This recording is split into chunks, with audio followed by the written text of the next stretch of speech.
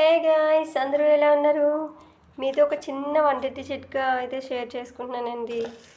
ఇదేంటంటే మీకు తెలిసిందే కదా, కరివేపాకు అండి. కరివేపాకు ఏంటంటే మనకి నార్మల్గా మనం తెచ్చేసుకుని ఈ లీవ్స్ ఇలా తీసుకోకుండా ఫ్రిడ్జ్లో పెట్టేసుకుంటే మనకి ఒక 2-3 డేస్లోనే అది వెళ్ళిపోతుందండి.